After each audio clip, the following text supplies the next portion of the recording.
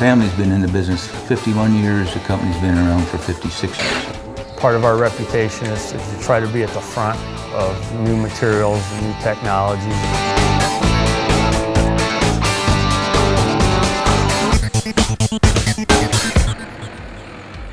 I'm John Long from Home Lumber of New Haven. Today we are going to show you how to program your 877 Universal Keyless Entry System.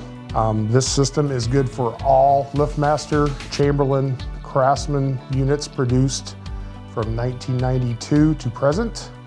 First of all, to program this the very first time, press your star and pound button.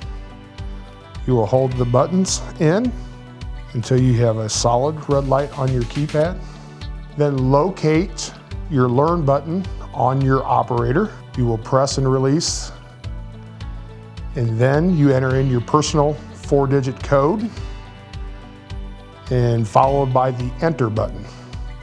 After pressing the enter button, you should have a blink of your light bulb on your operator, and then you will press the 0 button to end programming process.